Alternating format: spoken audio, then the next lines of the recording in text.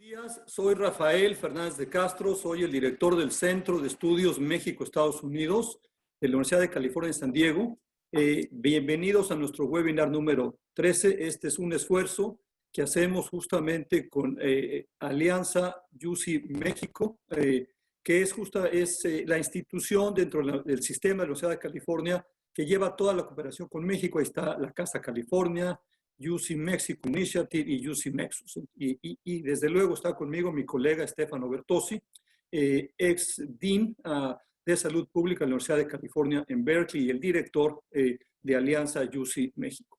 Tenemos un webinar fascinante el día de hoy justamente sobre un tema que ha acaparado la atención en los Estados Unidos y que es el tema del racismo en Estados Unidos, pero también en México, porque este es un diálogo justamente entre mexicanos y estadounidenses en la emergencia del COVID-19.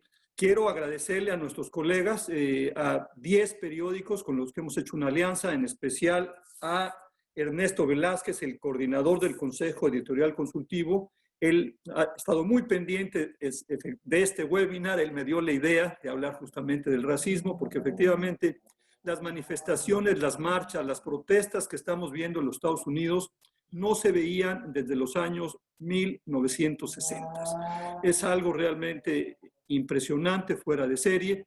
Vamos a ver en qué acaba esto, pero en todo caso tenemos un panel con 5 especialistas, algunos luchadores sociales. Susana Harp, senadora de la República, ahorita la presento con mayor detalle, simplemente los menciono ahorita. Rosario Marín, luchadora social en los Estados Unidos, ex tesorera de los Estados Unidos. Eduardo Porter, reportero del New York Times. Jesús Rodríguez Cepeda, profesor de la UAM. Y Juan Delgado, que es investigador en nuestro Centro de Estudios México-Estados Unidos, y él está acabando el doctorado en la Universidad de California en Los Ángeles. Y desde luego, para moderar esta sesión y para tener un moderador de lujo, tengo a mi colega y amigo Leonardo Curcio. Leonardo es editorialista del Universal y desde luego yo lo presentaría como un comunicador mexicano inteligente y amable. Bienvenido, Leonardo, me da mucho gusto compartir este foro contigo. Y si te parece bien, Leonardo, le pasamos la palabra a Stefano Bertozzi. Él generalmente nos hace una resumen, una actualización de cómo va la pandemia, sobre todo en Estados Unidos y en México. Si es que adelante, Stefano, por favor, regresamos, presentamos a los panelistas y le doy la palabra, desde luego, a Leonardo Curcio. Muy bienvenidos todos. Muchas gracias, Rafael. Les voy a presentar unas pocas diapositivas. Aquí se puede ver el mapa del mundo y aquí lo que estamos viendo no son el total de casos que hemos en cada país, pero más bien cómo estamos el día de ayer de los casos nuevos que están apareciendo en los distintos países. Y lo que podemos observar es que América Latina ya es el foco rojo del mundo en términos de los casos nuevos que están apareciendo. Hay pocas partes del mundo, algunos lugares por acá, Saudita. También hay muchos casos por millón de habitantes. Aquí estamos hablando de las cifras corregidas por el tamaño del país. Estados Unidos, que tiene por mucho el número más grande de casos nuevos, pero tiene una población muy grande. Entonces, no es al mismo nivel que América Latina en términos de muchos países de América Latina en términos de casos nuevos. Aquí se puede ver cómo vamos en términos de casos nuevos por millón de habitantes, en términos de las tendencias de las epidemias en los distintos países. Y se puede ver aquí que Estados Unidos, no como Europa, donde ha bajado mucho, sigue estando bastante plano. Incluso en el New York Times de hoy se ve que hay varios estados en donde están subiendo los casos. Pero se puede ver que varios países en América Latina ya superaron a Estados Unidos en términos de la tasa de incidencia de nuevos casos por día. Y que México sigue en una línea recta hacia arriba. Todavía no llega al nivel de Estados Unidos. Pero tenemos que considerar que el nivel absoluto aquí, entre los distintos países, tiene que ver con cuántas pruebas se están haciendo. Es decir, que la tendencia se refleja incluso cuando se están haciendo relativamente pocas pruebas. Pero se puede observar aquí que México está hasta abajo en términos del número de pruebas que se está haciendo por cada caso confirmado. se puede ver que en México, más que 1 en cada 3 pruebas que se está haciendo resulta positiva, cuando en Uruguay, 1 en casi 70 pruebas que se hace resulta positiva. Es decir, que el número de infecciones que en México no se está reportando porque no se están diagnosticando con una prueba definitiva es obviamente mucho mayor a otros países. Entonces, esto implica que es muy probable que la línea donde debería estar en México, en la gráfica anterior, en esta, está más alta. Yo tengo más confianza en su pendiente. Y se puede ver en la próxima diapositiva que es lo mismo, pero ya son muertes por día, no casos nuevos reportados por día. Y ahí se puede ver que incluso México ya pasó a Estados Unidos en términos de muertes por millón de habitantes por día. México, Perú, Brasil, Chile, todos pasaron a Estados Unidos en términos de muertes por día por millón de habitantes. Pero siempre quiero recordar que lo que es la cifra de la epidemia para un país realmente refleja solamente un promedio, no es la epidemia del país, porque aquí se puede ver Estados Unidos donde han estado, donde han tenido casos. Se puede ver el foco rojo en Nueva York.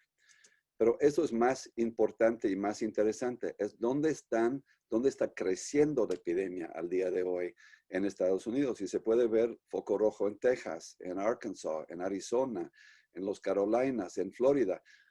Incluso en algunas partes de California, en donde se está creciendo levemente comparando con los focos rojos, pero de todos modos.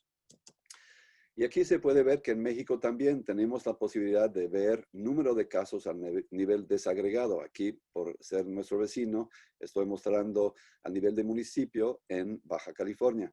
Y se puede ver que en la frontera está peor que en el sur del estado.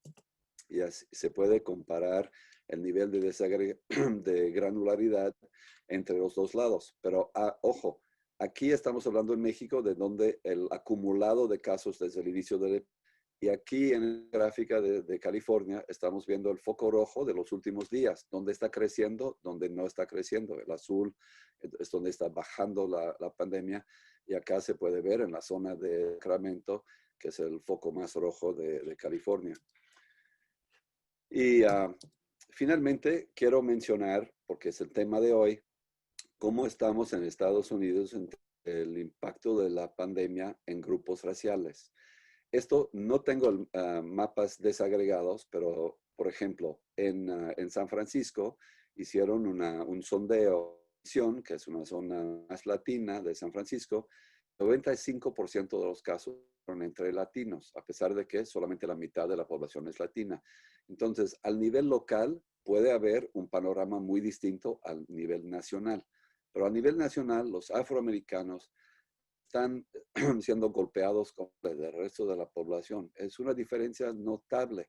Y esto, estoy hablando de muertes por COVID, no de casos por COVID. Entonces, esto es una de la vulnerabilidad a la infección, junto con la vulnerabilidad a que uno muere de su enfermedad grave. Y eso tiene que ver con si se agrava la infección, que tiene que ver con diabetes, hipertensión y otras cosas. Entonces, es una combinación de factores que demuestra que un virus que supuestamente es ciego a la etnia de la zona, aquí en Estados Unidos no tiene un efecto igual para todos los grupos étnicos. Muchas gracias. Al contrario, muchas gracias a ti, Estefano. Déjenme comentarles, quiero mencionar todos los periódicos que nos están siguiendo en este momento, que son nuestros socios: El Universal, El Debate de Sinaloa, El Siglo de Torreón, El Siglo de Coahuila, El Siglo de Durango, El Informador de Jalisco, El Imparcial de Hermosillo, Frontera de Tijuana, ahora sí que aquí a la vuelta, Crónica de Baja California y El Pulso de San Luis Potosí. Vamos a empezar entonces ya con el panel. Eduardo Porte, la idea de haber invitado a Eduardo es no solamente un gran reportero de temas económicos en el New York Times, sino que acaba de escribir un libro que se llama American Poison, cómo la hostilidad racial destruyó el sueño americano. Ahí está. Sé que está a punto de publicarse en español, altamente recomendado. Entonces, Eduardo, gracias por aceptar nuestra invitación. También, digamos, invitamos a Susana Harp, no solamente por ser senadora de la República, sino porque es una luchadora del tema de los afrodescendientes en México. Van a ver todo lo que ha hecho al respecto y desde luego es una conocida cantante mexicana, Rosario Marín, una luchadora mexicoamericana en los Estados Unidos. Jesús Rodríguez Cepeda, él es el coordinador de la Red Nacional sobre Discriminación. Gracias, Jesús. Y Juan Delgado, que es investigador en el centro que yo dirijo, tiene una investigación preciosa que es justamente la comparación de los derechos de los afrodescendientes en Colombia y en México. Y además estamos haciendo vamos a hacer una investigación preciosa en Baja California, porque resulta que en Baja California los haitianos, que llegaron muchos, como 20,000 en 2016 y siguen llegando, son considerados los migrantes buenos, los que tienen la actitud correcta. Y, por ejemplo, la narrativa popular en Tijuana dice que los hondureños son los que no tienen la actitud correcta. Entonces, lo que vamos a hacer con Juan justamente es, vamos a hacer un experimento en el mercado de trabajo para ver realmente cómo son aceptados los haitianos, estos afrodescendientes, estas gentes negras, porque los quieren en Tijuana, pero ellos vienen huyendo muchas veces. Vengo de Chile, vengo de Brasil, nos trataban muy mal. Entonces vamos a corroborar realmente cómo los acepta el mercado de trabajo en Tijuana y en todo Baja California en relación con los centroamericanos y con los trabajadores locales. Le paso la palabra a Leonardo Curcio. Leonardo, bienvenido. Tú llevas el foro y ahí Estefano y yo, cuando sea necesario, intervenimos. Gracias, Leonardo, por aceptar nuestra invitación y me da de veras mucho gusto, mucha alegría que estés con nosotros. A mí más, mi querido doctor, sabes efectivamente cómo, con qué admiración y asiduidad sigo todo lo que haces. Además, me ha tocado la mejor parte en este seminario. Buenos días a todos, porque las tarjetas amarillas las saca Fernández de Castro. Así es que yo solamente daré el paso y diré el siguiente. Fíjense que es un tema absolutamente apasionante, más pertinente no puede ser. Por supuesto, en los Estados Unidos ha activado una discusión que tiene, pues por supuesto, una expresión en el ámbito político, pero también una reflexión de alcance planetaria. No les araño más que 30 segundos para llamar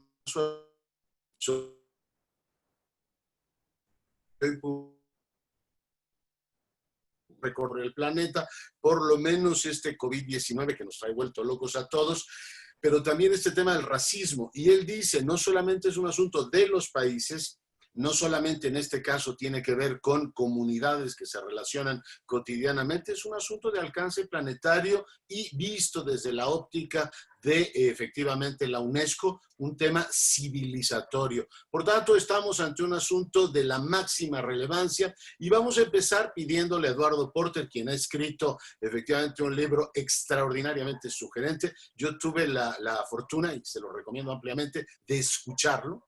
Una parte, la mejor parte es la que él dice, después viene un lector que lo hace muy bien, pero el libro es sugerente, el libro trae muchísimos elementos que vale la pena efectivamente considerar. Así es que, Eduardo, te escuchamos con atención. Muchas gracias, Leonardo. Gracias, Rafael. Gracias a todos por estar aquí. Gracias por los que vienen a escuchar. Quería primero mencionar que lo que ocurrió en Minneapolis hace algunas semanas, que ha despertado esta ola de protestas a lo largo del país, a lo ancho del país, es otra instancia de una brutalidad cotidiana que el Estado americano reserva para sus ciudadanos de color. Me rompe el corazón. Me rompe el corazón también porque es cotidiano, no es una aberración. Y tanto no es una aberración que está ocurriendo lo mismo, esta misma motivación puede explicar el giro que ha tomado la política de este país. Hay quien quiere entender el giro que ha dado Estados Unidos y su gobierno como una aberración provocada por este aventurero político, Donald Trump, que es particularmente xenófobo y racista. Hay quien lo quiere entender como el producto de circunstancias económicas específicas, votantes de clase obrera, frustrados por décadas de estancamiento salarial, se vuelven contra la clase cosmopolita que ignoró sus problemas por años. Pero esta no es ni de lejos toda la verdad. Es un error histórico pasar por alto el papel decisivo que la xenofobia y el racismo tuvieron en la elección de 2016 y que podría volver a tener mucho peso ahora en noviembre. Porque lo que ocurrió en 2016 no fue una falla del sistema. Hay una mezcla de desdén y resentimiento manifiesto a través de las fronteras raciales, étnicas, religiosas también y de ciudadanía, que permitieron a Trump seducir a 63 millones de votantes americanos. Y estas mismas emociones, sostengo, han distorsionado la política de este país desde su nacimiento. Y hoy definen lo que somos. Como la elección de Trump, la muerte de George Floyd y las protestas que le siguieron han puesto las barreras étnicas de Estados Unidos bajo el fulgor implacable de los reflectores. Pero las preguntas incómodas que plantean estos eventos han estado largo tiempo al acecho en el entramado de la política de este país. O sea, lo podemos llamar hostilidad racial o simplemente racismo. Pero desde nuestro pasado esclavista hasta la guerra civil y lo que vino después, las fronteras étnicas, para ponerles un eufemismo, han condicionado el desarrollo del Estado estadounidense. Han diezmado la confianza social, bloqueado la solidaridad y nos han empobrecido. Porque sobre esta hostilidad racial hemos construido un país excepcional en el que la riqueza más extrema coexiste cómodamente con carencia y deprivación que la verdad no cabrían en el mundo industrializado, de dar vergüenza. Estados Unidos es hoy el país más rico en la historia del mundo, pero en más de un sentido es un paria, aislado en el fondo de la escala de bienestar del mundo industrializado. Está en el lugar número 51 en mortalidad infantil, más o menos el nivel de Croacia. Sufre más diabetes y obesidad que casi todos sus pares en el mundo desarrollado. Tiene una expectativa de vida considerablemente más corta. En Estados Unidos, los adolescentes tienen más bebés que en la mayor parte del mundo desarrollado, más de 3 veces más que en Italia. Más de 1 de cada 4 niños en el país vive con un padre o una madre soltera. Por mucho el porcentaje más alto entre los países industrializados. La quinta parte de los niños estadounidenses viven en hogares pobres. En comparación, en Dinamarca son 3%. Y si creen que las minorías son las únicas víctimas de las muchas patologías del país, es necesario abrir los ojos porque estas patologías afectan también a muchos blancos marginados. Un negro hoy, niño, un bebé negro que nace hoy, vivirá 3 años y medio menos que un bebé blanco. La mortalidad de las madres negras triplica la de las blancas a la hora de dar a luz. Más de una cuarta parte de los niños hispanos viven en la pobreza, comparado con nomás 11% de los niños blancos que no tienen ascendencia hispana. Pero también es cierto que por cada 100,000 nacimientos de niños blancos, murieron más de 12 mujeres en complicaciones relacionadas con el embarazo y el parto. Es una tasa que cuadruplica la de Holanda, es el triple que en Alemania, 6 veces la de España. Y el típico bebé blanco nacido en 2018 morirá por lo menos 2 años antes, en promedio, que los recién nacidos alemanes, daneses, griegos y portugueses. Morirá 3 años antes que los bebés coreanos, franceses y australianos y 5 años antes que los recién nacidos en Japón. Y si bien la proporción de los blancos en la pobreza es considerablemente menor que la de negros y latinos, la pobreza entre los blancos está estancada, no se ha movido desde el año 2000, mientras que en las comunidades latinas y afroamericanas ha habido cierto progreso. Y claro, el mayor número de pobres en este país son blancos. Ahora, ¿qué es lo que pasa? Nos gusta culpar a la globalización por estas lacras. Pero la globalización le pegó a todo mundo, le pegó a los franceses y a los alemanes y a los canadienses y a los japoneses. La sociedad estadounidense, con sus hospitales y sus escuelas, sus carreteras y sus hogares de clase media, se derrumbó solita. Y esto es particularmente extraño porque este país construyó quizá la clase obrera más próspera en la historia y se convirtió en una maraña de patologías. ¿Y por qué? Porque faltó empatía. Y lo irónico es que si bien los negros y los latinos hayan sufrido más las consecuencias, el colapso de la solidaridad también acabó con el sueño americano de los blancos de clase trabajadora. La globalización le pegó particularmente duro a Estados Unidos porque Estados Unidos nunca construyó los dispositivos de apoyo que otros países avanzados levantaron para proteger a los que acabaron del lado equivocado de los cambios económicos y sociales que la globalización y la tecnología trajeron. ¿Por qué? Porque los estadounidenses blancos concluyeron que si tenían que compartir esta red de protección social con personas de otras razas, preferían no construirlas. Es simple. Hoy la falta de estos dispositivos confronta a Estados Unidos con un desafío existencial, porque nos están impidiendo lidiar con una economía en proceso furioso de transformación tecnológica. No es casualidad que los países que han logrado sobrellevar con éxito los desafíos de la globalización son los que tienen redes de seguridad social más ricas y robustas. Y en la medida que el antagonismo racial sigue impidiendo que Estados Unidos construya esta clase de mecanismos para proteger a su sociedad de los choques económicos, va a dificultar que se relacione productivamente con el resto del planeta. Y hay algo particularmente triste e irónico en el nuevo ímpetu del racismo estadounidense, porque ocurre en un momento en el que los estadounidenses blancos se van a ver obligados a depender de los demás como nunca antes, porque los blancos se están poniendo viejos. El blanco americano promedio tiene 43 años. 4 de cada 10 ya cumplieron 52. Entre latinos, por ejemplo, la media de edad es 28 años. Los muchos jubilados blancos del futuro van a depender más que nunca de adultos de color para sostener a la economía de la que va a depender su jubilación. Y la inmigración en particular va a ser esencial para garantizar la prosperidad futura de Estados Unidos.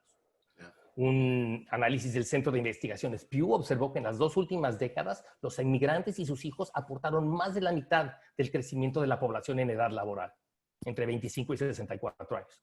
En las próximas 2 décadas van a ser responsables de más del total del crecimiento de la fuerza de trabajo de este país. Y si Estados Unidos corta el flujo de nuevos migrantes, su población en edad laboral se va a encoger, mientras el número de estadounidenses mayores va a seguir aumentando. Muy bien. Pues Eduardo, la verdad es que es muy interesante lo que dices, e impresionante el manejo de cifras que traes, que por cierto, pues sí genera, deslumbra cómo las trae efectivamente en la palma de la mano. Gracias, volveremos contigo en un momento más. Voy a rogarle ahora a Jesús Rodríguez Cepeda, doctor, que hagas uso de la palabra hasta por 8 minutos. Te escuchamos con atención. Leonardo, perdón, a todos los que nos están escuchando, hay un botón ahí que dice Q&A o preguntas y respuestas. Háganoslas, por favor, las iremos contestando, los panelistas las pueden contestar por escrito o al final Leonardo las va a leer todas, por favor, ahí en Q&A, todas las preguntas y también los que están en Facebook Live, mándenos sus preguntas, las vamos a contestar, ¿verdad, Leonardo? Ahí las tenemos, ya tengo aquí les agradecemos, además nos están viendo en toda la geografía americana. Jesús, por favor. Nada más abre tu micrófono. Ya estamos. Gracias, Conste Leonardo. Que te compenso el tiempo que tenías el micrófono. Agradezco. Adelante.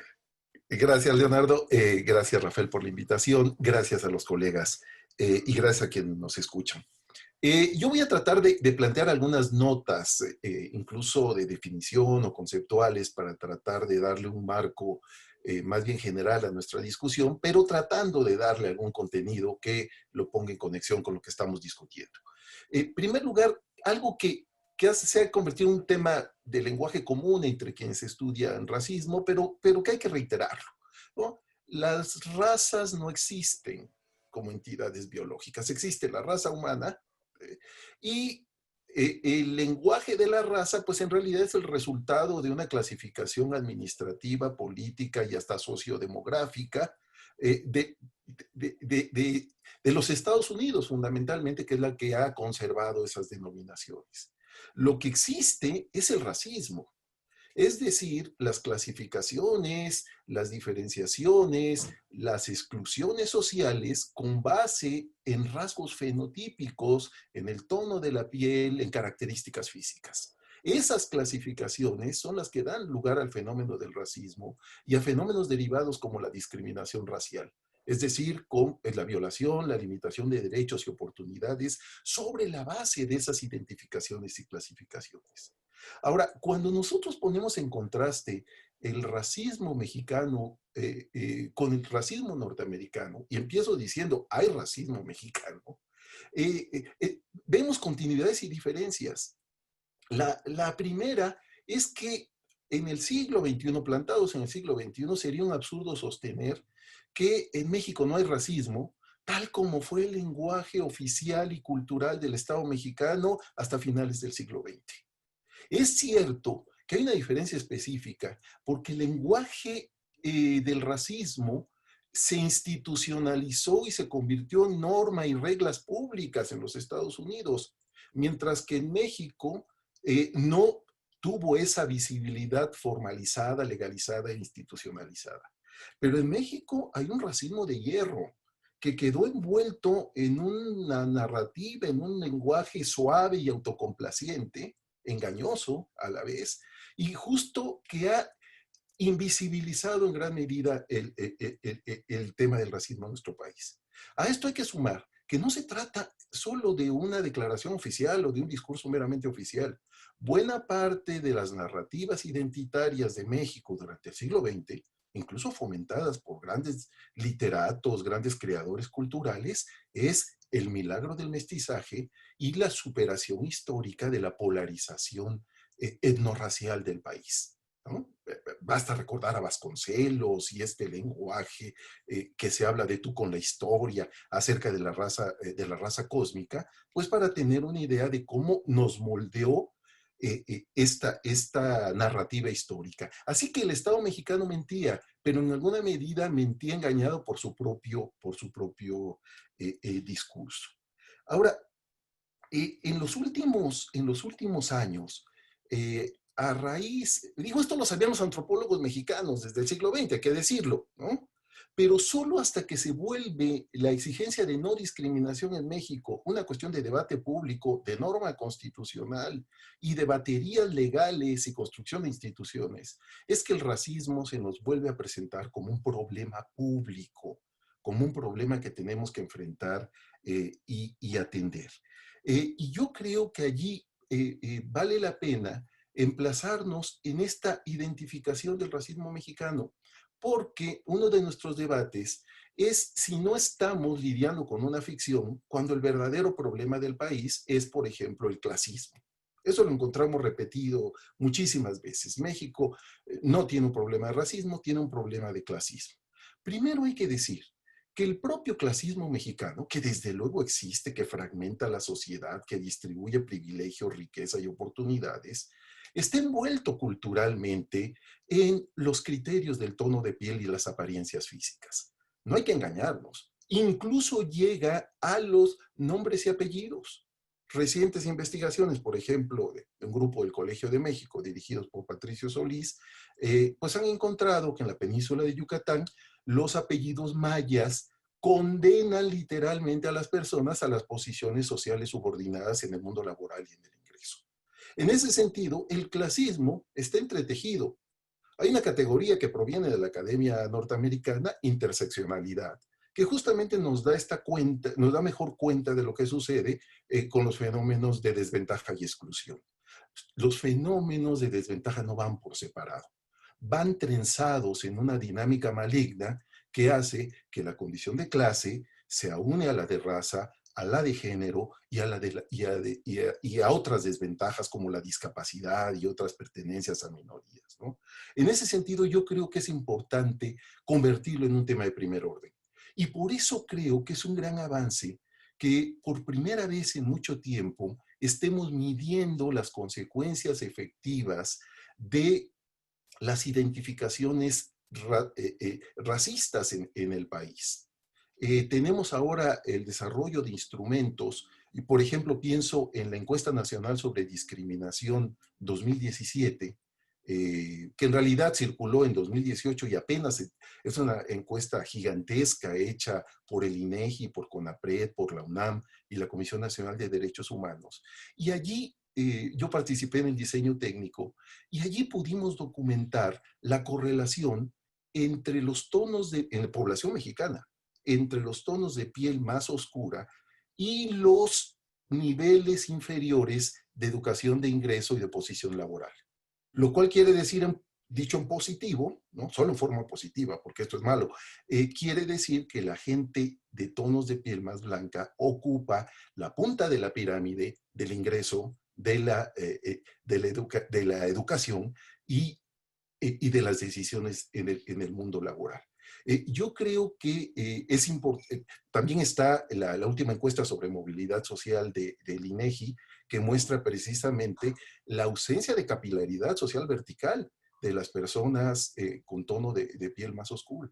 En ese sentido tenemos un problema estructural agravado por la narrativa autocomplaciente de que México no es un problema grave. Don Andrés Molina Enríquez, si volviera a escribir su gran obra, Los grandes problemas nacionales, tendría que decir el racismo, entre otras poderosas formas de discriminación, es uno de los grandes problemas nacionales en México.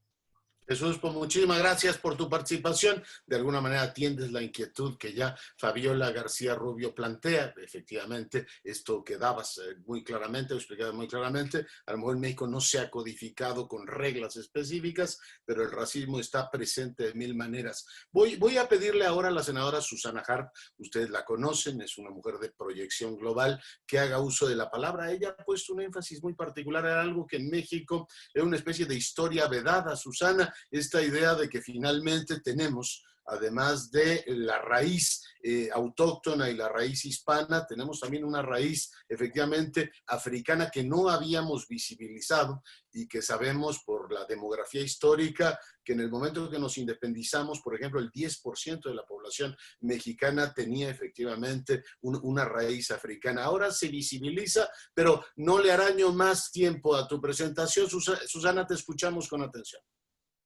Muchas gracias, Leonardo. Buenos días a todas, a todos. Un gusto compartir este espacio. Pues sí, yo desde la cultura, desde la música, empecé a abordar hace muchos años este tema y confieso con un poco de vergüenza que empecé a buscar canciones en Costa Chica, en la parte de la Costa Chica de mi tierra, que es una región que compartimos entre Guerrero y Oaxaca. Y para mi sorpresa, me encontré no una, ni dos, ni tres personas, me encontré comunidades completas afro-oaxaqueñas y yo decía, bueno, pero si desde los 16 años ando metida en comunidades porque me encanta, ¿cómo es posible que yo no supiera que en Oaxaca había comunidades completas? Y bueno, pues ahí empezó un poquito mi obsesión de por lo menos a través de la cultura, de la música, intentar esta visibilización. Cuando me dan la oportunidad de participar en el Senado, yo tenía muy claras dos cosas. Una era precisamente la inclusión de pues estas culturas, estos pueblos y comunidades en la Constitución mexicana. ¿Y por qué? Porque ya sé que son mexicanos como todos, pero ha sido tal la invisibilización en la que han vivido que era necesario nombrarlos completamente, ubicarlos y bueno, por ejemplo, ahora en el 2020 se logró, ¿no? que se contaran por primera vez en el censo a nivel nacional. En efecto, como ya se ha dicho, pues la discriminación es brutal en México. Yo creo que somos una sociedad todavía muy adolescente, adolecemos del no reconocernos realmente de quiénes somos, de cómo nos conformamos. Tenemos más de 68 lenguas maternas, además de todas sus variantes dialectales.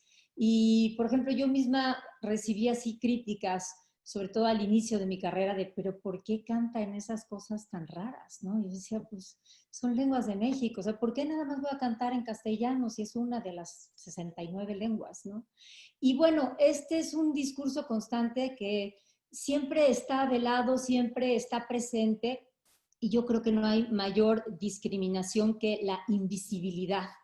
La gente indígena, por lo menos estas culturas indígenas, nos acordamos de ellas en México cuando viene el Papa, cuando es el Mundial, cuando hay algún evento aquí magnífico y entonces, sí, por cierto, vamos a hacer un baile, vamos a traer a los niños de Tlahueltoltepec para que le toquen al Papa.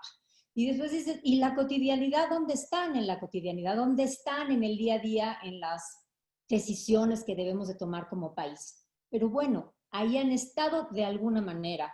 en este mito de que México es un pueblo hecho entre europeos, básicamente españoles, e indígenas, ¿no? Y sin embargo, preguntábamos, ¿y dónde están los afromexicanos? ¿Dónde están los afromexicanos? Desde que se hizo las fiestas del Bicentenario, yo no he quitado el dedo del renglón y me acercaba con las gentes que estaban haciendo pues todos los festejos y les preguntaba, oigan, ¿y dónde están los afromexicanos? ¿No?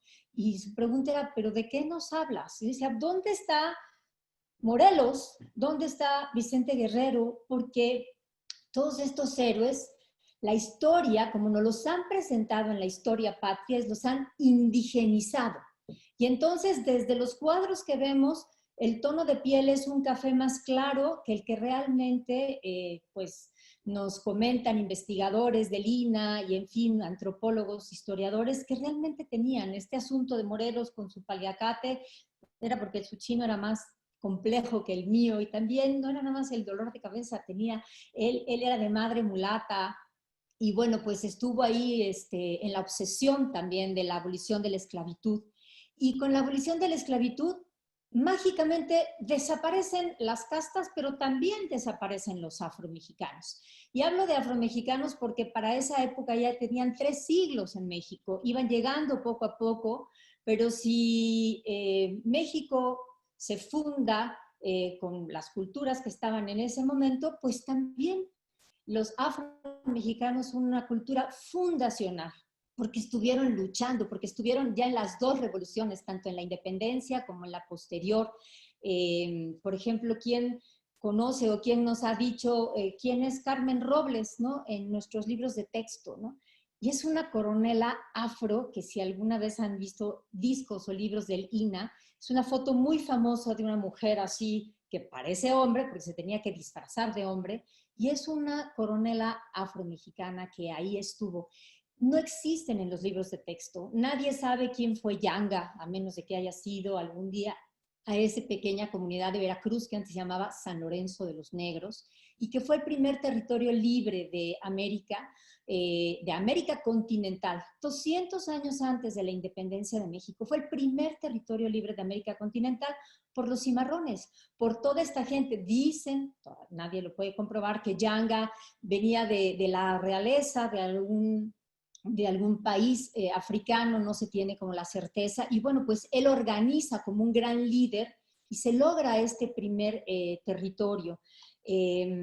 Nosotros hemos logrado, y estoy muy contenta porque pues después de cantar en metáforas y tratar de visibilizar a través de canciones a estas culturas, y hablo en plural porque no es lo mismo las culturas que se desarrollaron en el sur de México, en lo que es la Costa Chica, que la cultura afro que se ha desarrollado en la región del Sotavento, que es la región jarocha, que es otra cultura, que empieza desde el Papaloapan de Oaxaca, en Oaxaca, desde la zona de Tuxtepec, abarca un gran espacio de Veracruz y todavía un pedazo de Tabasco. También es una región cultural.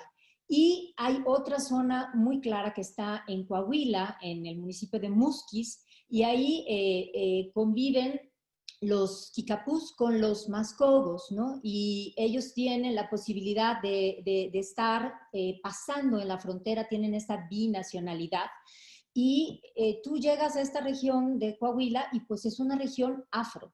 Y ya podemos decirles afromexicanos desde hace muchos siglos, así como los haitianos que están en Tijuana y que ya están naciendo y ya también son parte de nuestra pluriculturalidad.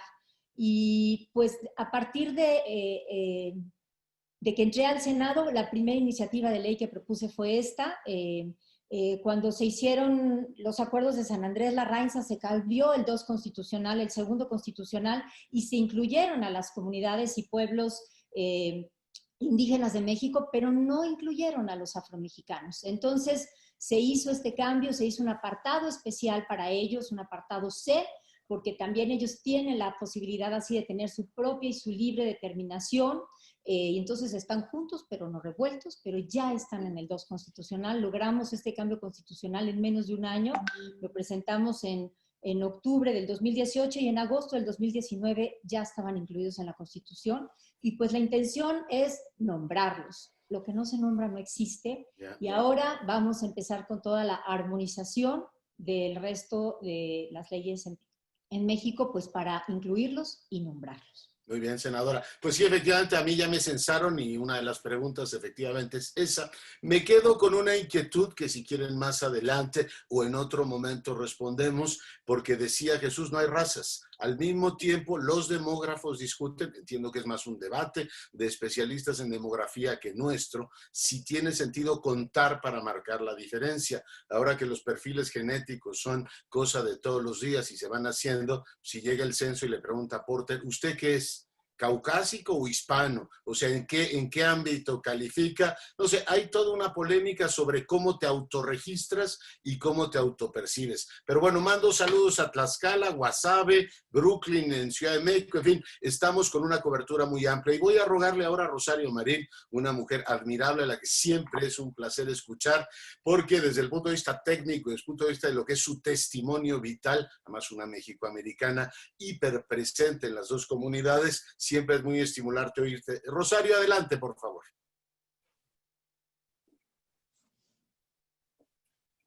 Muchas gracias, Leonardo. Estoy encantada de estar con todos ustedes, estas mentes brillantes que yo espero estemos contribuyendo al diálogo. Es una de las cosas que a mí me preocupa muchísimo, porque lo que no se nombra no se construye sobre eso. Entonces, qué bueno que estamos haciendo esto. Lo que quisiera empezar un poquito, nada más para que la gente que nos está escuchando a través de todos los dos países, yo creo que más países, ¿qué es lo que es el Black Lives Matter? Empezar desde ese punto, porque hay mucha gente que no entiende qué es este movimiento. En realidad es un movimiento muy joven, empieza en el 2013 a raíz de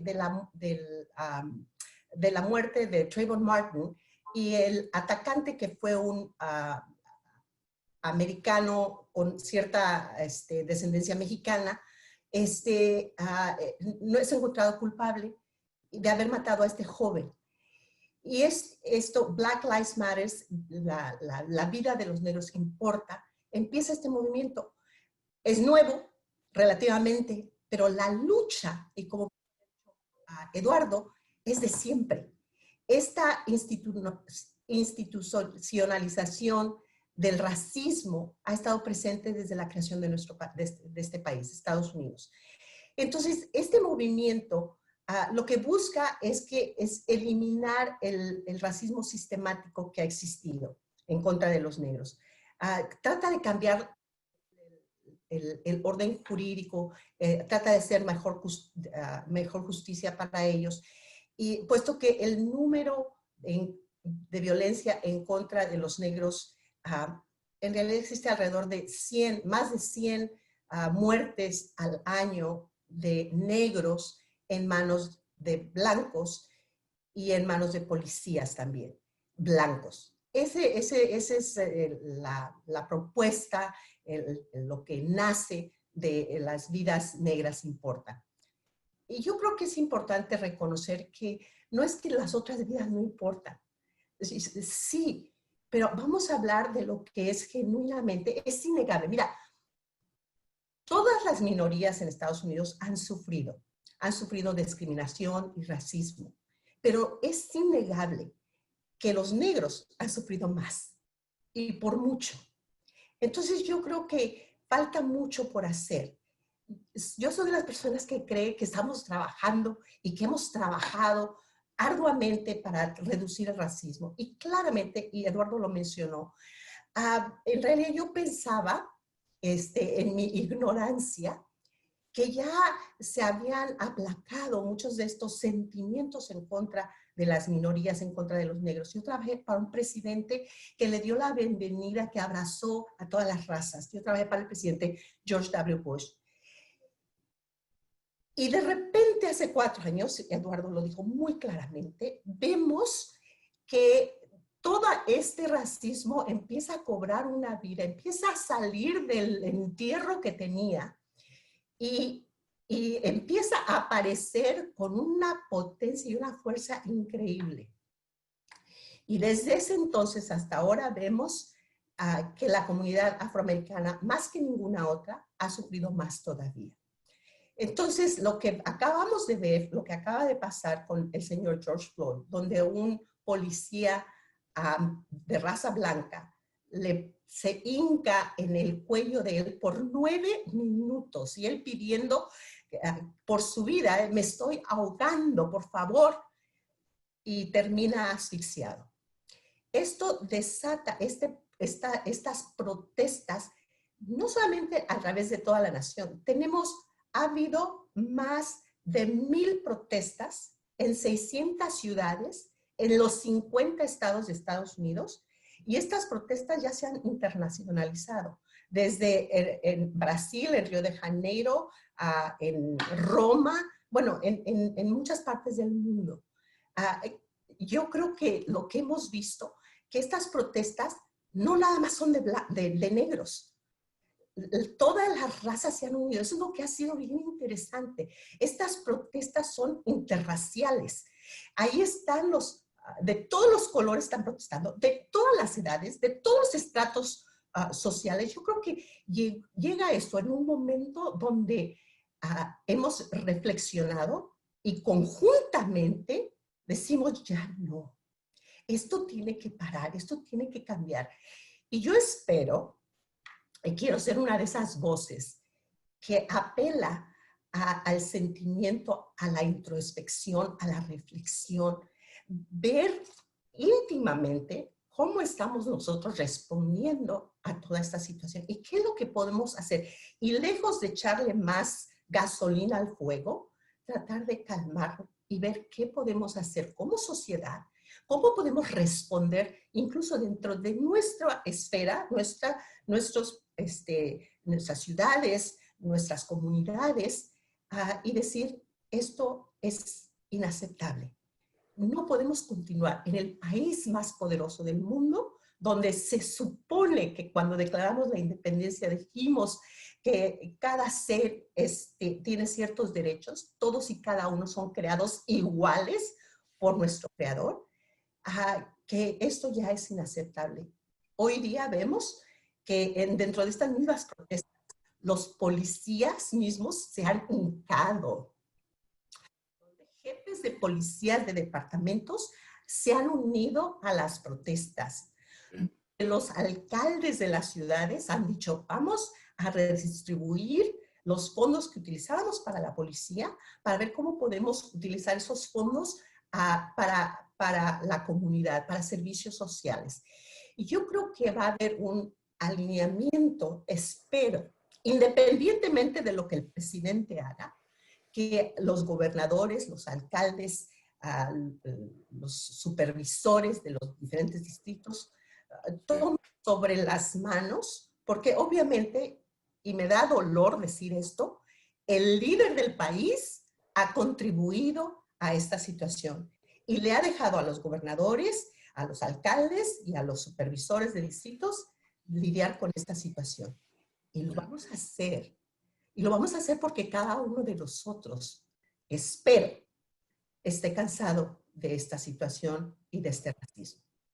Muy bien. Pues Rosario, como siempre, muy agradecido. Y es verdad que algunos demonios que creíamos estaban muertos, estaban simplemente en estado cataléptico y ahora aparecen con una enorme, enorme fuerza. Tengo un montón de preguntas ya. Les ruego que las vayan efectivamente echando un vistazo en la ventana que tenemos específicamente para eso. Saludos también a Nebraska y a todos los sitios donde nos están efectivamente viendo y siguiendo este muy interesante seminario. A ver, tengo que pedirle ahora a Juan Delgado que haga uso de la palabra. Juan, adelante.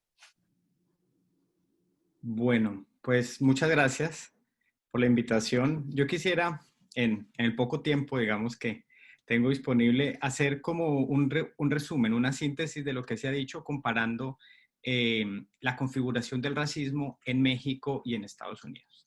Entonces, un poco en la línea de lo que mencionaba Jesús, es importante decir que el racismo es un fenómeno global, pero también es importante señalar que tiene configuraciones locales distintas.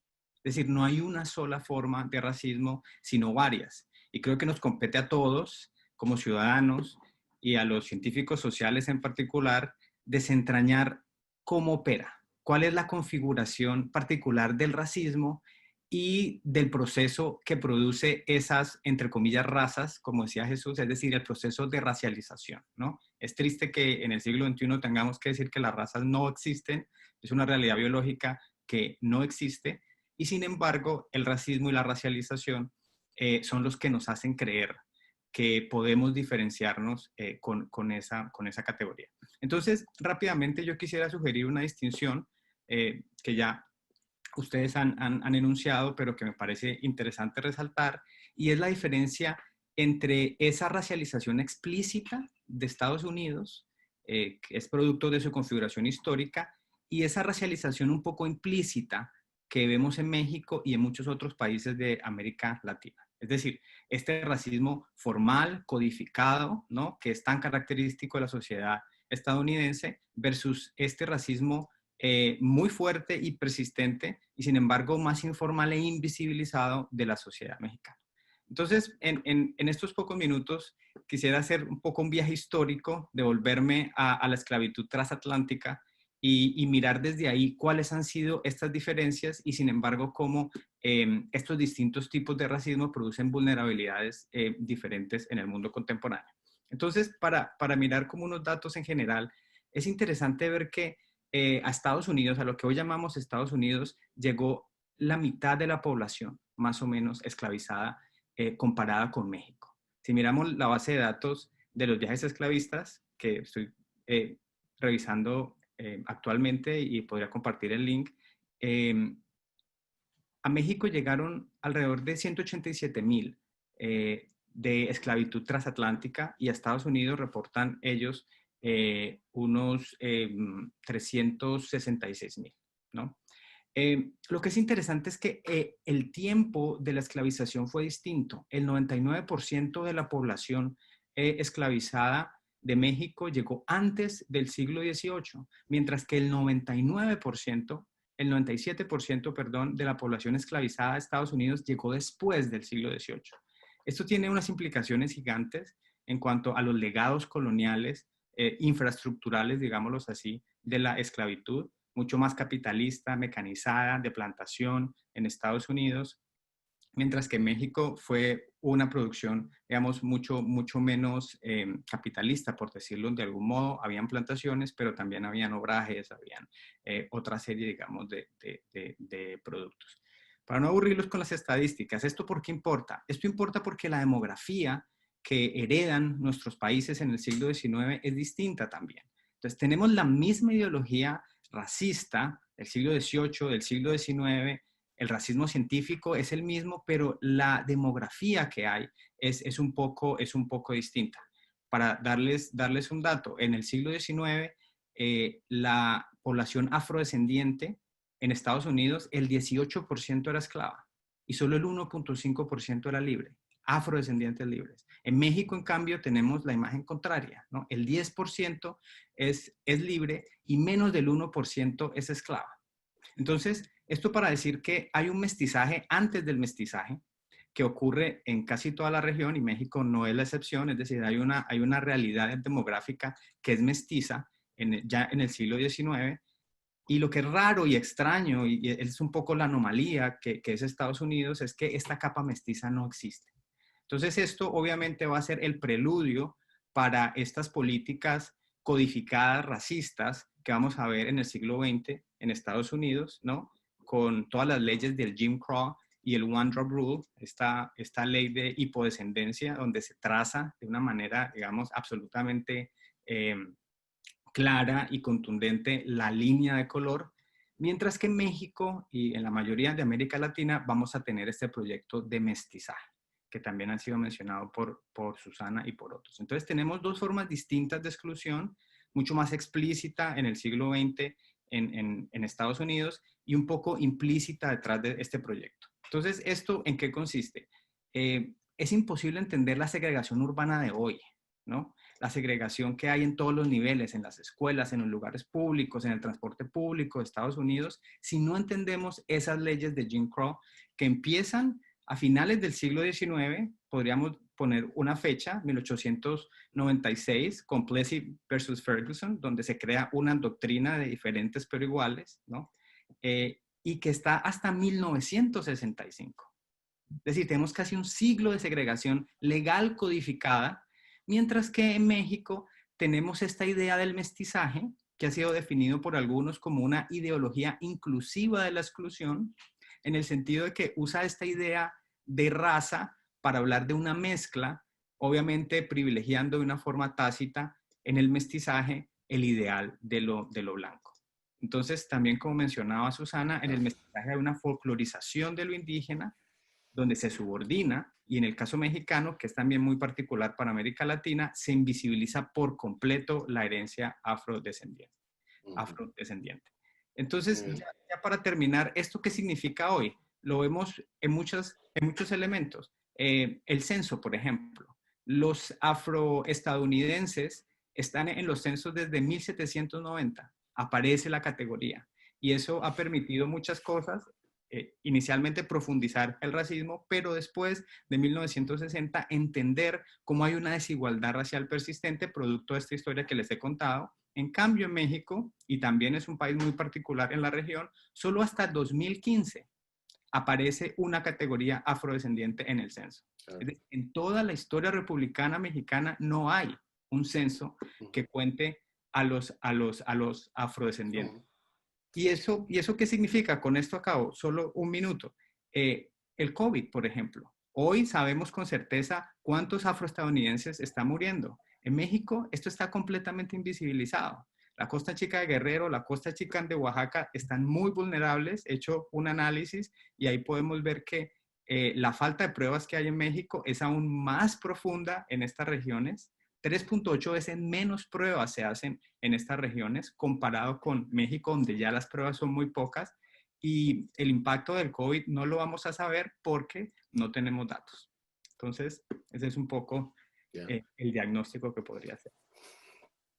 Pues muy interesante, Juan. Efectivamente, Susana te pide, por supuesto, el auditorio, si puedes subir algunas fotos o algunas imágenes. Susana Harp se agradecería mucho para efectivamente ir completando la información. Saludos hasta Italia. Nos hablan mucha gente está muy inquieta por este tema de la discriminación en México, que ha sido invisibilizada. Gerardo Trasloceros, por ejemplo, habla de la discriminación, el racismo ancestral contra los indígenas. Pero bueno, hemos concluido la primera ronda. Convendrán conmigo en que han sido efectivamente temas muy interesantes.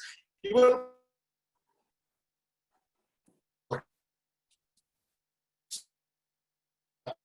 si efectivamente, a ver, déjame llevarte a la lógica del periodista. Digamos, el tema de la hostilidad racial se ha convertido en un asunto políticamente potente. Lo vimos en la elección de hace 4 años en los Estados Unidos. Me pregunto si en esta que viene, este intento reeleccionista de Trump, va a jugar un papel tan fuerte la hostilidad racial o hacia dónde se estaría moviendo. Eduardo.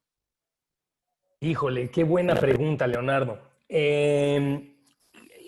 Para responderla, quisiera hacer la siguiente pregunta. Me pregunto, ¿es el momento que estamos viviendo ahorita diferente? ¿Estamos viviendo algo especial ahora que puede cambiar el curso de este país? ¿O no? Y tengo 2 respuestas. Tengo no, pero sí. En el sentido, yo creo que el momento que está viviendo Estados Unidos es igual al de los 100 años de historia, más de 100 años de historia desde Plessy, que mencionaba Juan, en el sentido de que si uno va a través de los años mirando cómo el racismo y la hostilidad racial han modificado las instituciones americanas desde más acá de Jim Crow, tienes el New Deal de Roosevelt, cuyos programas son en muchos casos limitados a la población blanca, excluyen a la población de color. Luego, si se mueve uno tantito más para adelante, uno ve a Richard Nixon un intento de quitarles, una vez que las personas de color han sido invitadas a gozar un poco de los beneficios de la ciudadanía por el movimiento de derechos civiles y las leyes de derechos civiles, pues entonces llegan el gobierno de Richard Nixon y posteriormente el de Ronald Reagan a decir, bueno, pues entonces vamos a destruir los beneficios de la comunidad americana porque no los queremos compartir con ustedes. Luego hasta al gobierno de Bill Clinton, que pues bueno, él también reduce el sistema de asistencia con su reforma al sistema de bienestar en 96. fortalece el sistema de encarcelamiento, que es dirigido particularmente contra afroamericanos, y venimos hasta el presente, hasta la administración Trump. Lo siento, es parte de un continuo en donde el racismo ha sido determinante de muchas instituciones de este país. Ahora, pero al mismo tiempo te diría que sí hay una diferencia y que me parece muy interesante. Y para eso quisiera trazar un paralelo entre este momento que estamos ahorita y el final de los años 60, como refirió Rafael. Ese es el momento anterior en donde tenemos protestas masivas en ciudades a través del país. Ahora, que fueron en 1967 por unos problemas de segregación descomunal y marginalización de comunidades negras en ciudades del país.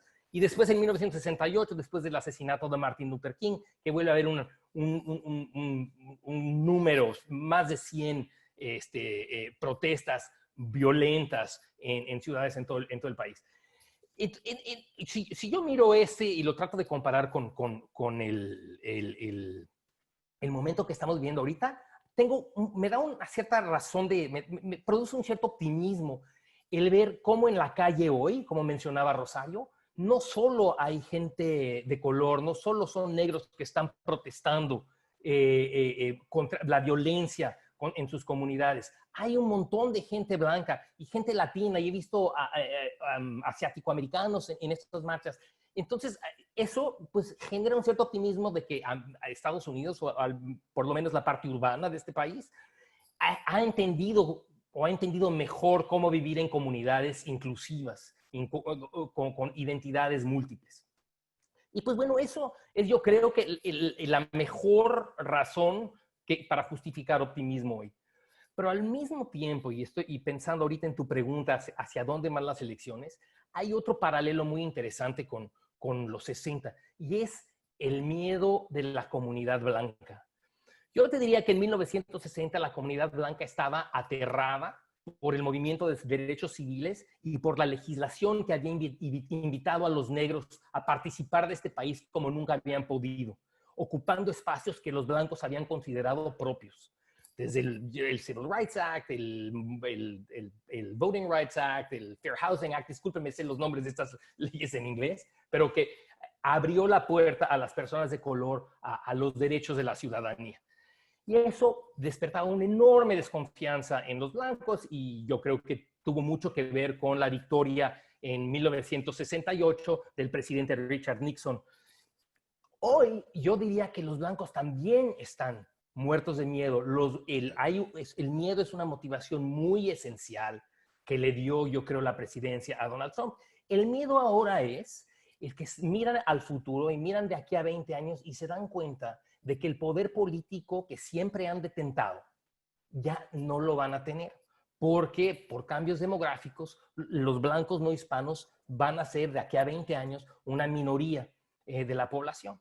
Y eso yo creo que despierta una desconfianza, un miedo que tiene un poder político muy importante entre la gente mayor blanca, que es además un grupo que tiene un poder político particularmente pesado porque votan a niveles mucho más altos que las personas más jóvenes, que las personas de color. Entonces, así como George Wallace y Richard Nixon explotaron el miedo racial de los blancos, el presidente Trump está tratando de seguir ese mismísimo libreto, pintando imágenes aterradoras de criminales violentos tomando el control de las calles, llamando al ejército a extinguir las protestas. Y yo creo que el peligro es que ese miedo nos vuelva a dar lo que nos dio en 1968, que en este caso sería otros 4 años para el presidente Trump. Entonces, digamos, quizá la respuesta a tu pregunta es, bueno, ya noviembre dirá hacia dónde vamos, pero yo sí tengo un miedo, una preocupación fuerte de que no nos va a llevar a ningún lado bueno.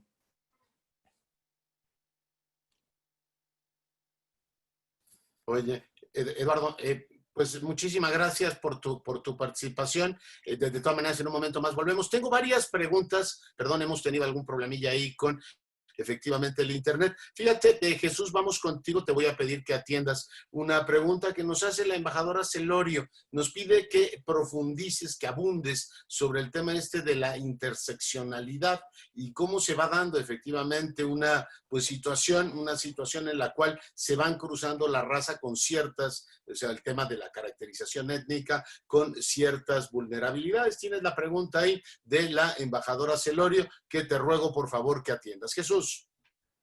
Claro que sí. Bueno, cuando hablamos de interseccionalidad, hablamos de una categoría relativamente novedosa. Fue una feminista norteamericana, Kimberly Crenshaw, quien formuló esta categoría como crítica a, digamos, a conceptos que teníamos en competencia.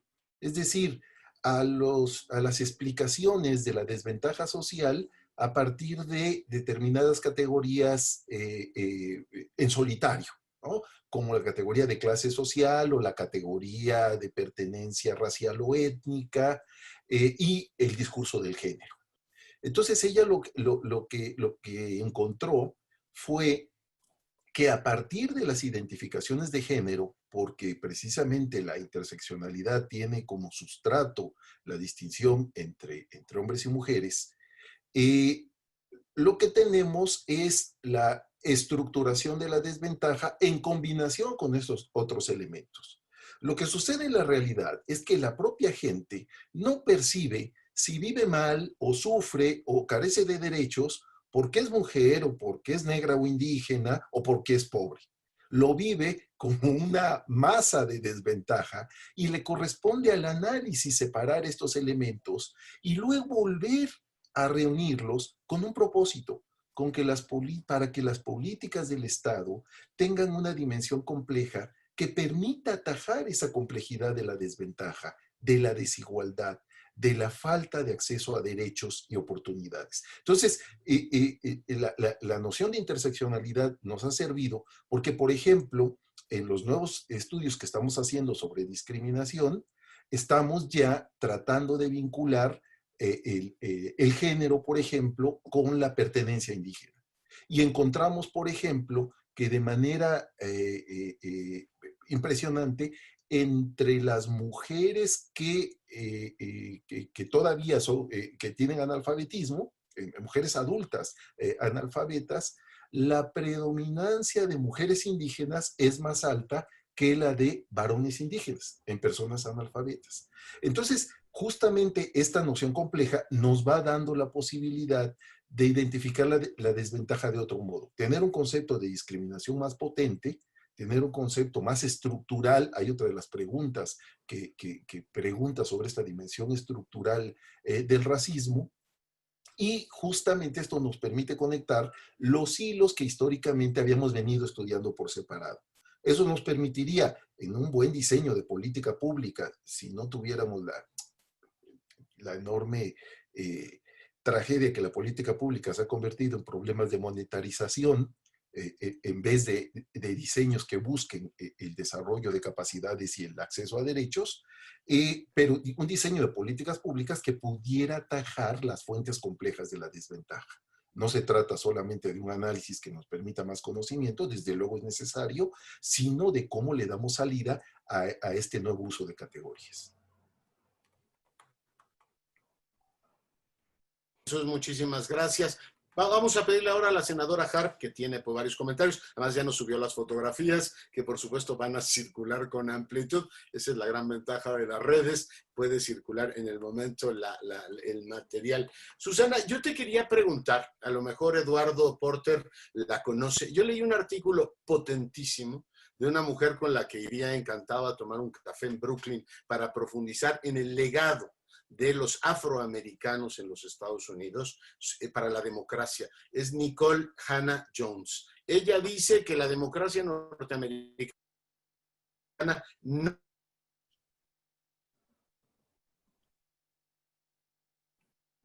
Te está cortando, Leonardo. Sí. Adelante, Leonardo. el concepto de ciudadanía, porque digamos el paradigma original es todos somos iguales, salvo los afroamericanos y todos los demás, y cómo efectivamente la lucha liberadora de la comunidad afroamericana ha ampliado el concepto de democracia. Revalorar los legados, Susana, es importante para combatir el racismo.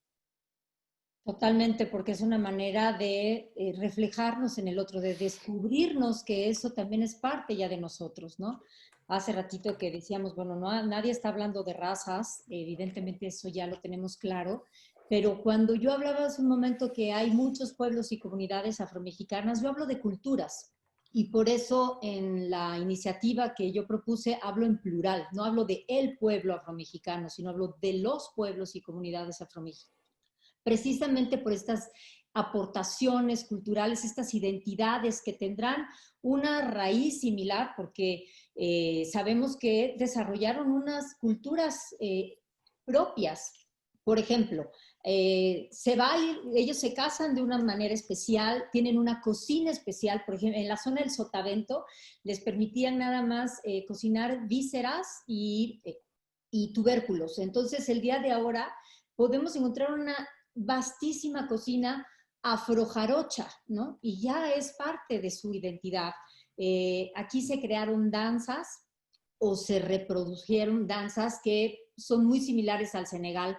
Nosotros le llamamos el son de Artesa, que se hace en la Costa Chica, en Guerrero y en Oaxaca, y es voltear una canoa, que así se le llamaba, es un gran tronco socavado, donde por dentro les daban ya de comer o de beber a los animales. Por ejemplo, la gente afromexicana ayudaba muchísimo en todas las tareas de ganadería, porque aquí los indígenas no sabían ni cómo subirse en un caballo, ni había caballos, ni vacas, ni mulas. Entonces, ellos estaban como más acostumbrados y tenían pues más facilidad para el tema. Entonces, cuando no estaban los patrones en estos pequeños ranchos en Costa Chica, volteaban pues estos troncos, ¿no?, socavados, y se subían a zapatear. Inventaron esta danza o reprodujeron esta danza, todavía no se sabe, porque hay una enorme similitud con danzas de otros lugares, especialmente la danza de los diablos. Cuando uno la mira y busca lo que ocurre en Senegal, encontramos pues muchas similitudes. Hay una cosmovisión especial. Ellos, por ejemplo, en Costa Chica, me refiero, creen en que nosotros tenemos un tono. Un tono es un animal que nace el día que tú naces y te va a ayudar a bien vivir y a bien morir.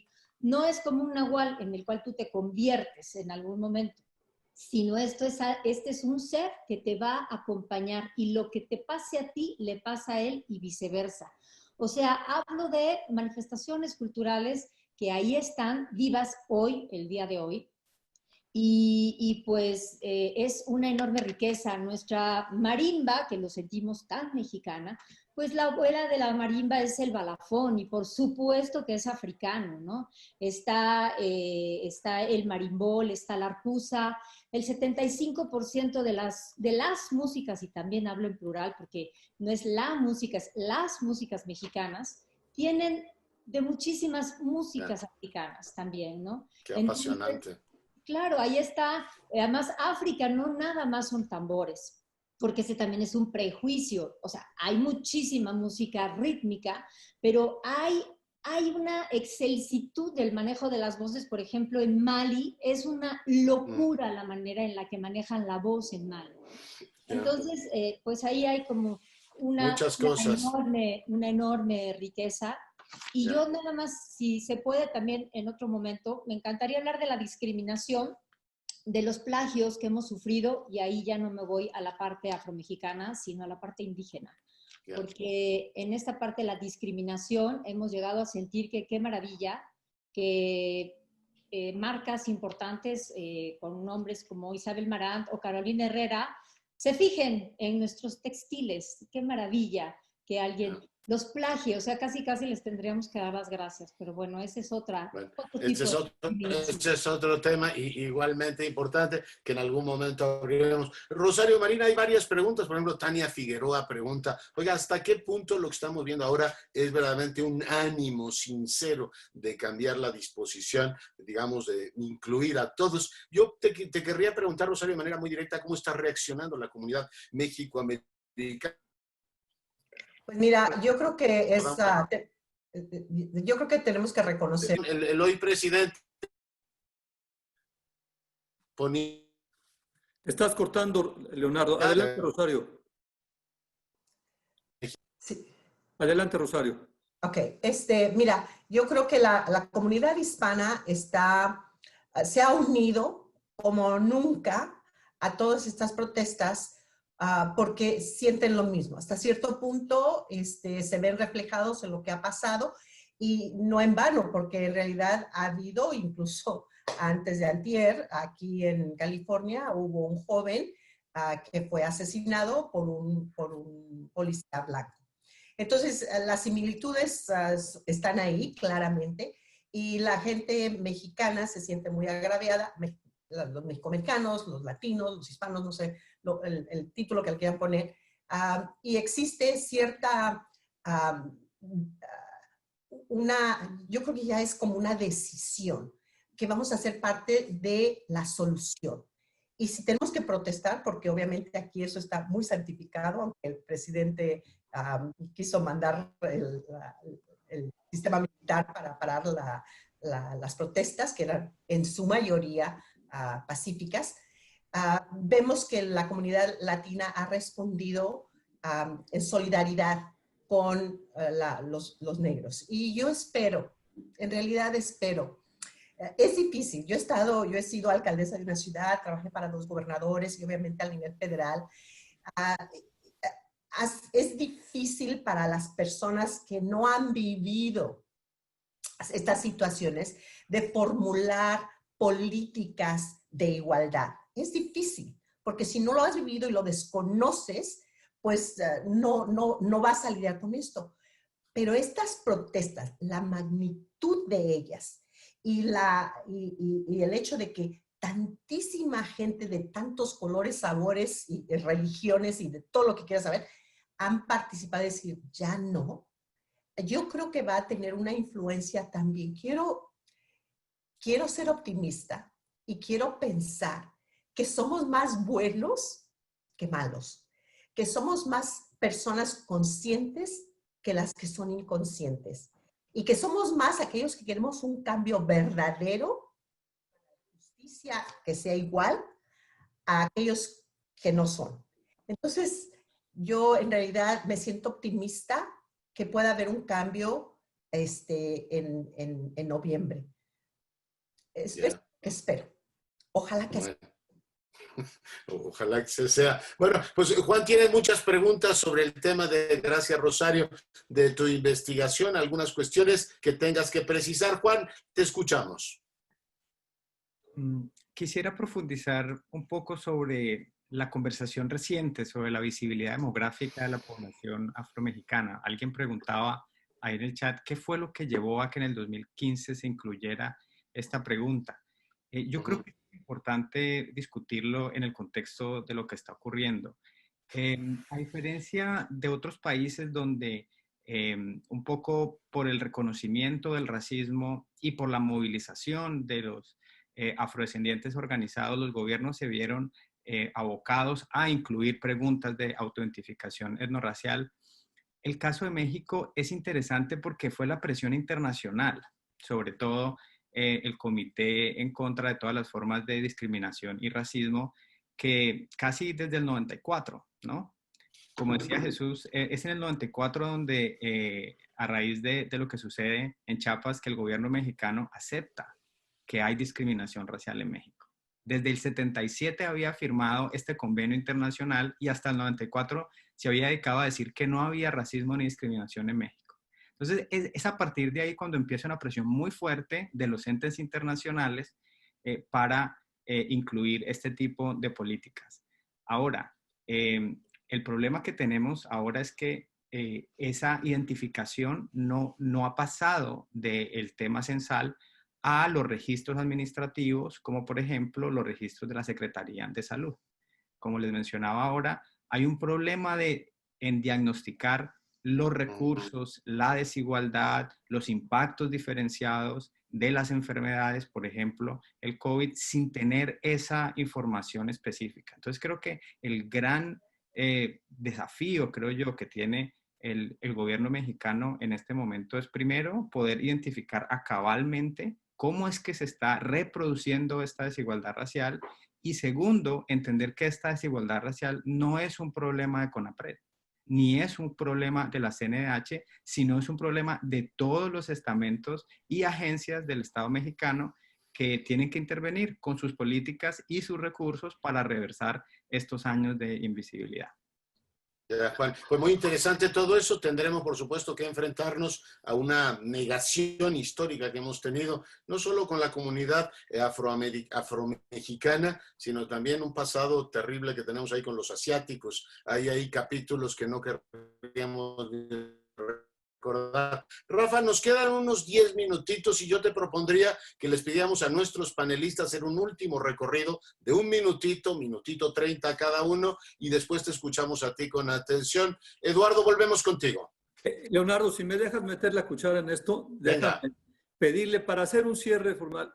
Eduardo, empezamos contigo, pero ¿por qué no nos dicen cada uno de ustedes una cosa que harían para mejorar la situación del racismo, ya sea en Estados Unidos o en México? Denos una propuesta, por favor. Vamos a ser propositivos en este final. Entonces, una propuesta, cómo mejoramos. Y hay algo que les pido también comenten, que es la noticia aquí. Están diciendo en Estados Unidos, ayer salió a decir Nancy Pelosi, que quiten los monumentos, las estatuas de los héroes confederados. Se debe hacer eso, pero les pido sobre todo una respuesta. Quiero decirle a todo nuestro auditorio que nos veamos el próximo viernes. El próximo viernes nos toca hablar de salud pública y vamos justamente a hablar de los trabajadores que están en la primera línea. Vamos a traer ejemplos de héroes de COVID-19, porque la verdad de las cosas es que, ya lo decíamos, las enfermeras, los doctores, algunos choferes, han sido realmente los héroes del COVID-19. No son los generales, por cierto, son muchas veces el personal médico, y de eso queremos hablar el próximo viernes. Los invitamos a todos a las 11 de la mañana hora de México, a las 9 de la mañana del Pacífico. Y adelante, Eduardo. Leonardo, tomo nota. Es una maravilla escucharte. Eres un maestro de manejar un panel. De veras, muchas gracias, y le paso la palabra a Eduardo. Ojalá nos puedan decir una respuesta, ¿cómo mejorar esto?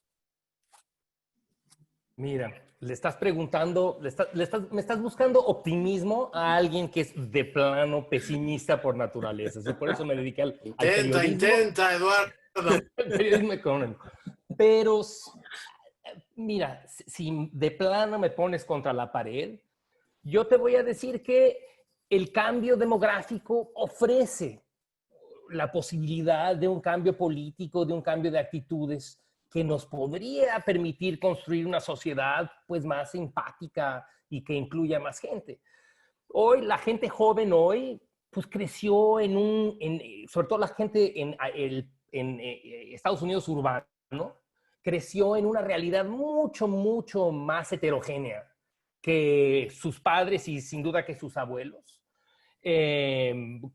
Rozándose con gente de muchas otras identidades étnicas, raciales, religiosas, culturales. Y yo sí creo que eso importa. Eso importa. Eso crea tu noción de qué es lo que significa ser un estadounidense, ¿no? ¿Qué es ser el mainstream? Y entonces, si me dijeras, bueno, ¿y qué clase de política podría uno ejecutar para mejorar, para reducir la hostilidad racial? Yo diría que tienen que ser políticas locales que logran, digamos, que hacen crecer esta posibilidad de contacto. Son políticas de integración urbana, de vivienda, de escuela, de estas cosas que nos pongan, disculpen, que nos pongan en contacto. Porque yo creo que solo así vamos a poder construir una comunidad. Además, creo que dado que veo muy poca razón para el optimismo a nivel del gobierno federal, lo que sí creo es que hay una oportunidad de experimentos a nivel local con esta clase de apoyos a la vivienda, subsidios a la vivienda popular y políticas educativas municipales.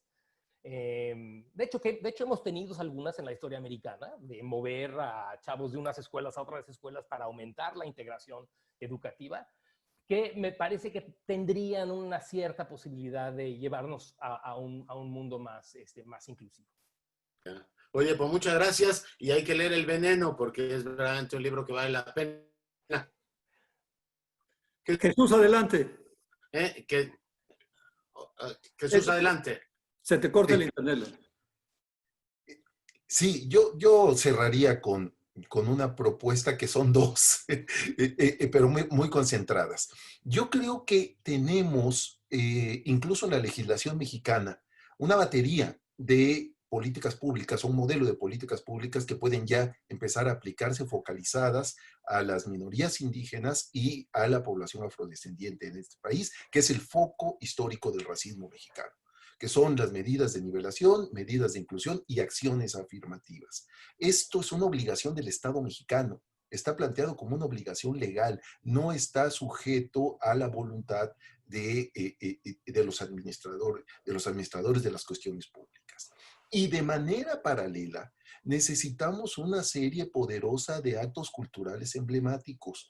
Los motores de la discriminación y el racismo son culturales, están profundamente arraigados en el imaginario colectivo y necesitamos, un poco lo que decía ahora Eduardo, necesitamos visibilizar la diversidad etnorracial de este país tan complejo como es México. Necesitamos que los medios de comunicación nos presenten las imágenes de quienes somos y no una imagen idealizada en blanco de un país que se traiciona en su propia comunicación de masas y sus comunicaciones públicas. Necesitamos finalmente que esta experiencia de la diversidad pase por la escuela, que es la máquina de transformación cultural de cualquier sociedad. Si no logramos alterar las currículas educativas y los funcionamientos escolares, difícilmente vamos a lograr cambiar contenidos culturales en el largo plazo. Los medios, tomo nota. Senadora Jara. Muchas gracias.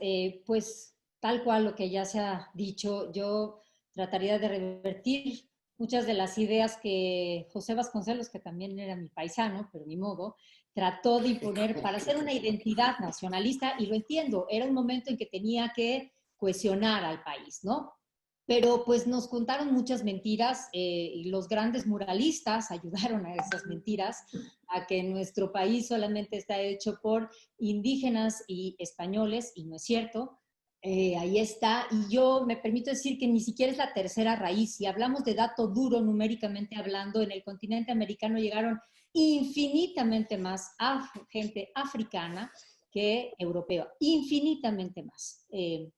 Evidentemente en nuestro país perdieron sus lenguas maternas, esas no las pudieron recuperar. Entonces, desde ahí empieza la discriminación con la gente afromexicana, porque simplemente antes llegaban a lo que se llamaba la CDI, decían, vengo a tratar de hacer este programa o acceder a este programa. ¿Qué lengua indígena hablas? Ninguna. No, pues entonces no es tu ventanilla. Entonces, digamos, si no es mi ventanilla, entonces, ¿cuál es mi ventanilla, no?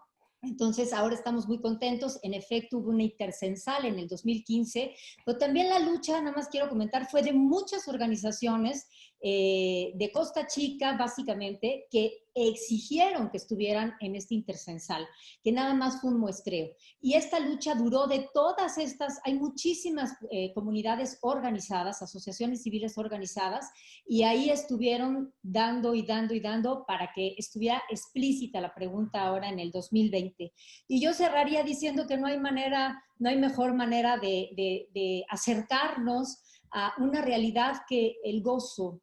Gocemos lo que somos en México, gocemos nuestra multiculturalidad, gocemos nuestras diferentes músicas, nuestras cocinas, nuestras danzas, gocemos lo que somos, porque va a ser la manera, es el mejor acercamiento, ¿no? La vivencia real, y no entrar con unos ojos nada más como de turistas, sino de tratar de entender esta profundidad que además nos va a hacer infinitamente más ricos.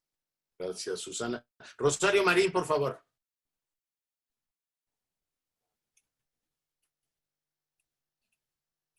Abre tu micrófono, por favor.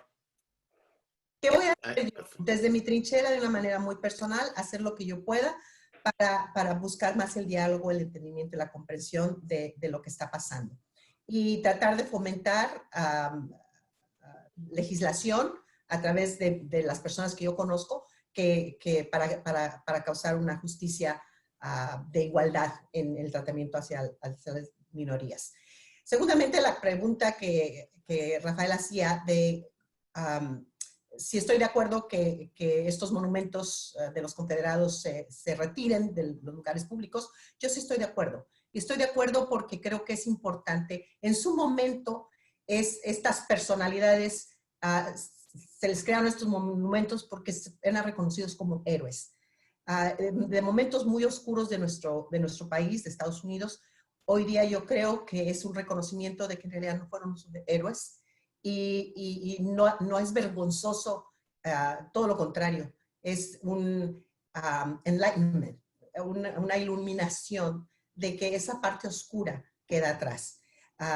Si hemos visto en los museos, vemos a través de todo el mundo, vemos muchos de los monumentos están descabezados. ¿Por qué? Porque en su momento los líderes o los héroes de ese entonces se hacían monumentos. Y luego venían otras personas y decían, tú no fuiste un héroe, y lo descabezaban. Entonces, no sé, yo he ido a varios lugares del mundo y yo preguntaba, ¿por qué? ¿Por qué estos monumentos no tienen cabeza? Y decían, porque ellos mismos se lo mandaron a hacer, pero los que vinieron después dijeron, estos no fueron grandes seres, vámonos. Entonces, a quitar a todos estos monumentos que glorificaron a personas que lo que en realidad vinieron a hacer fue a crear una oscuridad para el país. Todo un debate, Rosario. Juan Delgado, por favor. Bueno, pues, ¿qué podríamos hacer? Yo quisiera hablar del reconocimiento constitucional. Hemos dicho que el racismo a la mexicana y un poco a la latinoamericana es la invisibilización, ¿no?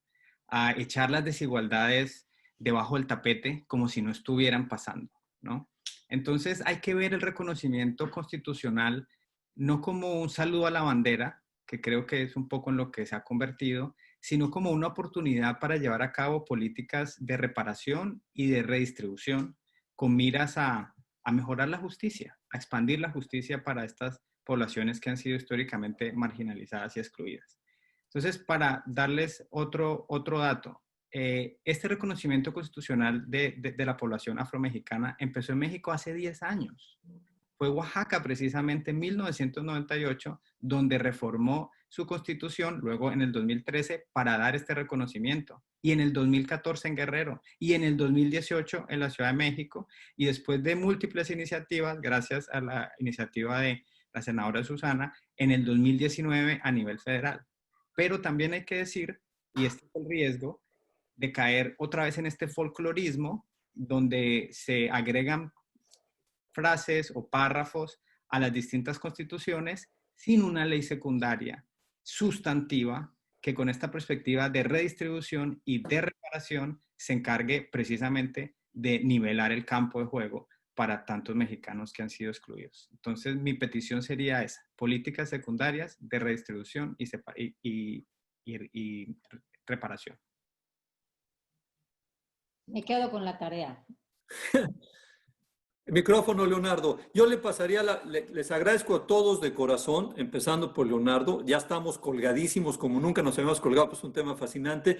Le daría la palabra, un abrazo para todos, de veras de corazón. Muchas gracias por compartir su experiencia, su conocimiento. Gracias, de veras, gracias, Leonardo. Estefano, la última palabra, Estefano. Nada más, gracias a todos y les recuerdo que la semana próxima vamos a tener otro webinar y nos vamos a enfocar a la respuesta de la sociedad civil y de la filantropía a la epidemia, tanto en Estados Unidos como en México. Los esperamos en una semana. Muchas gracias a todos y todas.